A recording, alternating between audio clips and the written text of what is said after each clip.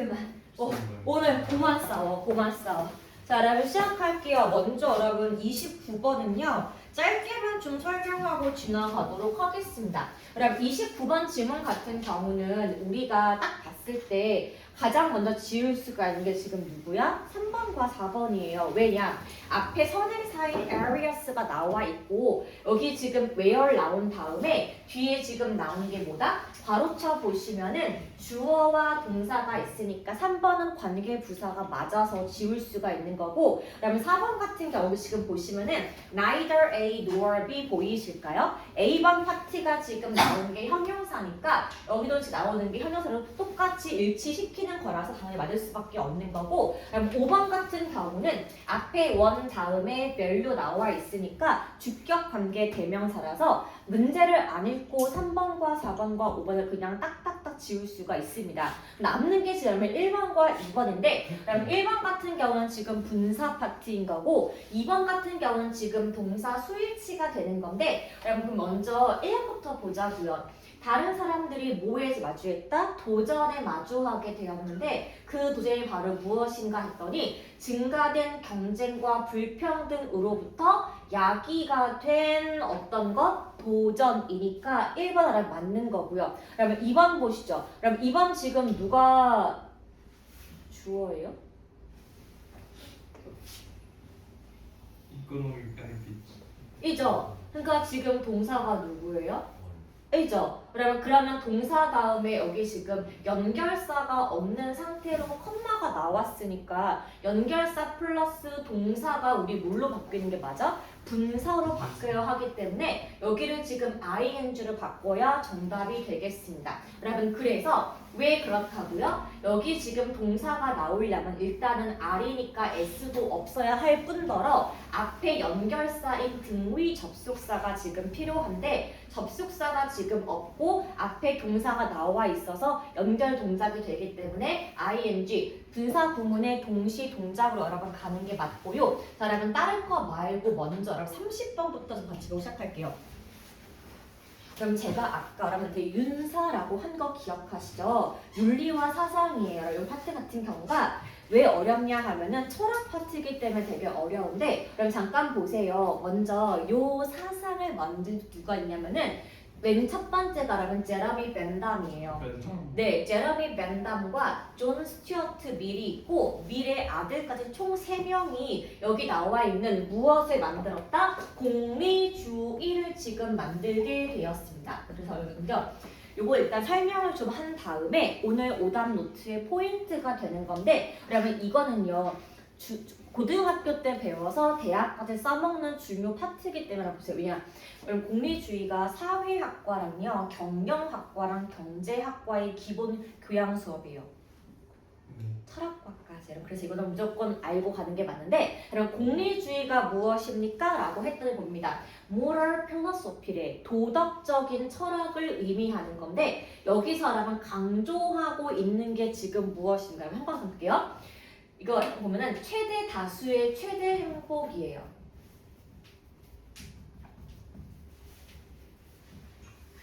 그러면 나중에 볼게요. 공리주의가 뭐니라고 한다면은 최대 다수의 최대 행복이 바로 공리주의의 정의이다 라고 보시면 되고, 그래서 공리주의가 지금 제시하는 것이 무엇입니까? 라고 했더니 right action, 올바른 행동이란 the one, 이런 것과 같다. 그것이 무엇인가 했더니 여기서부터 끝까지 괄호쳐 볼게요.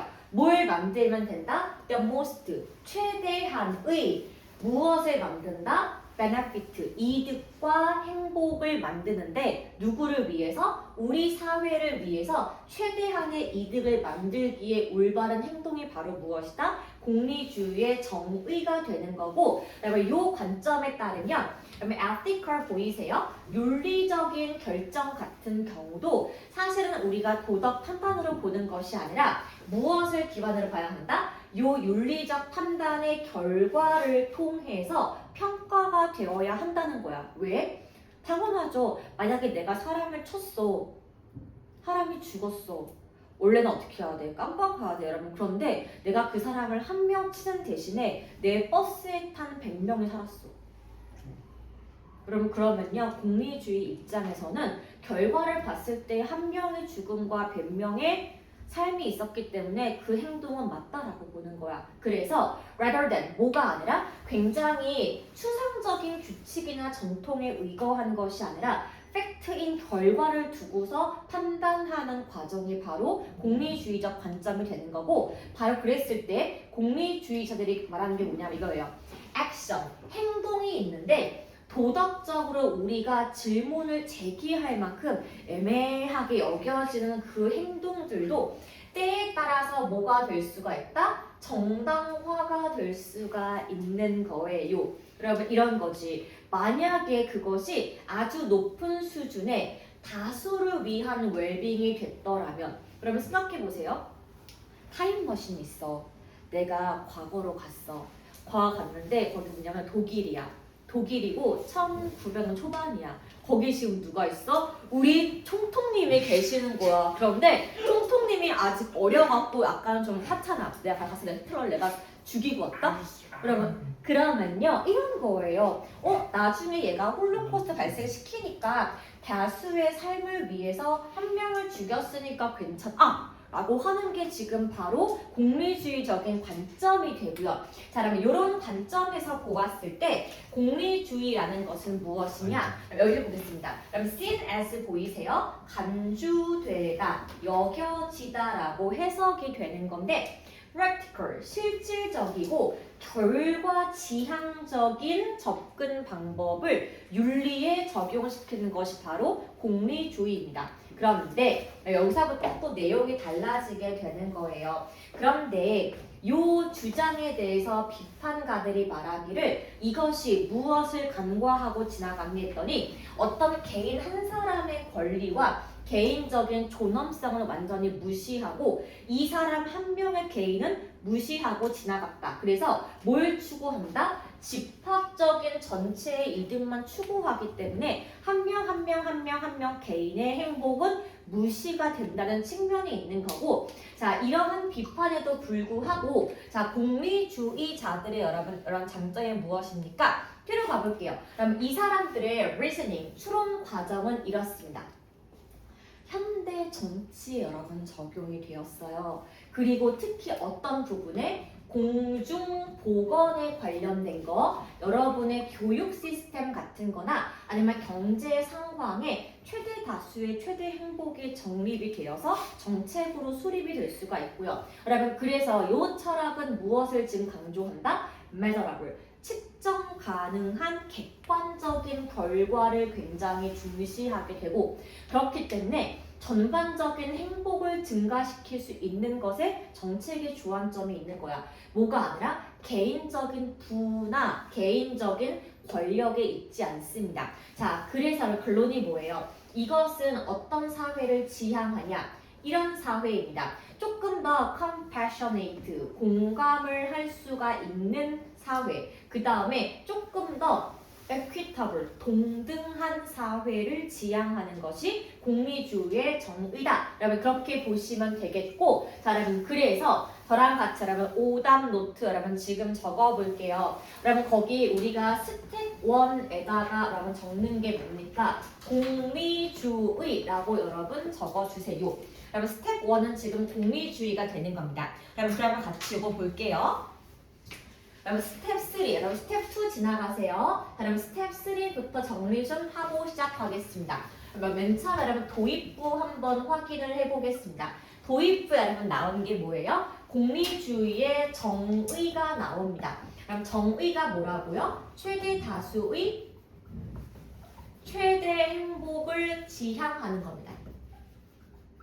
그럼 이것이 바로 공리주의의 정의가 되는 거고, 결국에 여기서 의미하는 건 뭐냐 하면은 어디에? society, 우리 사회의 최대 이익과 최대 행복을 극대화시키는 것에 공리주의의 중요한 포인트가 있습니다. 그래서 요거를 먼저 만드신 분이 누구라고요? 영국에 벤담이 있었고요. 영국에 존 스튜어트 밀 부자가 있습니다. 아버지와 아들이 연구를 같이 했다. 요 두 사람이 공리주의를 만드신 세 명의 거대한 기둥이 되는 거고, 자, 요 관점에서 보았을 때 여러분, 자 이제 전개 부분 좀 가볼게요. 요 공리주의, 최대 다수의 최대 행복의 관점에서 보았을 때 얘네가 먼저 중요한 게 뭐냐? 윤리적인 질문도요. 윤리적인 의사결정도 우리가 무엇을 기반으로 한다? 결과를 기반으로 우리가 판단을 할 수가 있습니다. 이렇게 해야 돼. 이것이 아니라 일단은 결과가 포인트가 되는 거예요. 자, 그래서 요거 예시가 지금 뭐였냐 하면은 두 번째 거, 우리가 윤리적으로, 도덕적으로 questionable, 질문이 생길 수밖에 없는 어떤 부분들? 의문을 제기할 수밖에 없는 행동들이 있습니다. 자, 그것도요, 여기 관점에 따르면 어떻더라? 당연히 정당화가 가능하게 됩니다. 왜 가능합니까? 라고 했다면은, 아, 얘가 했던 행동이 옳지 않을 수가 있어. 옳지 않을 수가 있지만, 요게 다수의 행복에 기여를 했다면은, 그렇게 해도 괜찮아 라고 볼 수가 있는 거예요. 그러면 또 한 번 우리 예를 한번 적어볼까요? 우리가 소수를 묵살하고 다수로 가는 거, 아, 그럼 이런 거요. 토지 개발 같은 거요. 달동네 같은 거 다 밀어버리고 아파트 세우는 거죠. 이런 것들. 혹은 아까 제가 말했던 것처럼 뭐 어떤 한 명을 죽여요. 한 명을 죽임으로써 다수가 살 수가 있는 상황을 따지는 건데, 여러분, 그래서 2년 전부터 여러분 유행하는 질문이 뭐였냐 하면은 공리주의에 기반한 AI입니다. 여러분, 이런 거야. 내가 이제 자율주행하는 차를 샀어. 자율주행이 레벨 4야. 내가 한마디로 그냥 딱 손 떼고 그냥 이렇게 한 거다? 근데 이렇게 가고 있는데 갑자기 내 차가 앞에 할머니를 빡 치고 죽인 거야. 그럼 그 이유가 뭔 줄 아세요? 걔가 할머니를 안 치면요, 안 치고 지나가면요, 전봇대를 박으면 전봇대가 넘어지고 그 앞에 버스나 택시가 다치는 거야. 그래서 AI는 뭐를 기반으로? 공리주의를 기반으로 그렇게 한 거죠. 근데 여러분, 이랬을 때 질문이요. 그럼 나는 감옥을 가야 돼, 말아야 돼? 왜가요? 어렵죠. 사실 사람을 죽였잖아. 원래는 가야 돼요. 근데 가야 돼, 말아 했을 때, 그러면 AI가 이렇게 되게 어떻게 하냐면은, 야, 인간이나 그런 고민을 하는 거야라고 답변 나왔대요. AI는 어쨌건 기계니까 요걸로 가는 게 맞다라는 게 판결 나왔대요, 여러분. 그래서 할머니는 할 수 없어. 근데 왜냐하면은 할머니 한 명 끝이지만 앞에 있는 버스와 택시와 내가 살았잖아.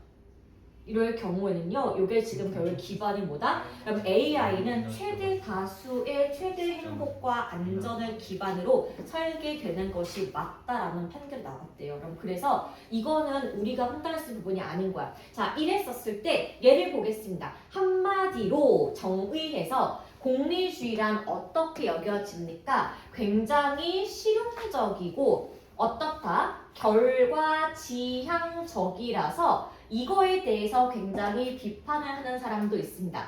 자, 이거에 대한 비판을 어떻게 가하니? 여기에는 무엇이 빠져 있다? 개인의 권리와 개인의 존엄성을 너무 박살낸 거 아니니? 라고 지금 비판을 가하고 있습니다. 자, 그런데 이런 비판에도 불구하고 이 사람들 같은 경우는 어떻게 합니까? 이 사람들의 요 실용적이고 결과 지향적인 관점이 오늘날 현대 정치에 그대로 반영이 되었다는 것이 여러분 사실은 포인트가 되겠네요. 그래서 이것이 정치에 반영이 되었기 때문에 오늘날의 정치의 특징은 무엇이다? 라는 마지막 결론 부분 가보겠습니다. 그래서 결론이 무엇입니까? 이것이 오늘날 정치 같은 경우는 개인적인 어떠한 권력 추구의 그 지점이 있지 아니하고 다수의 행복에 우리가 초점이 맞추어져 있기 때문에 우리 사회가 어떻게 한다? 조금 더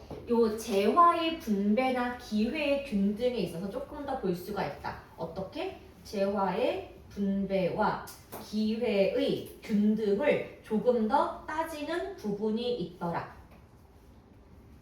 그럼 얘가 지금 마지막 결론이 되겠습니다. 여러분 그래서功利주의가 뭐니 하신다면 최대 다수의 최대 행복이야. 중요한 건 우리 모두가 행복한 거야. 개인의 불행 따위 여기지 않는 것이 바로功利주의의 정의. 여러분 그렇게 보시는 게 정답이 되겠습니다. 그래서 혹시 이거 보이실까요?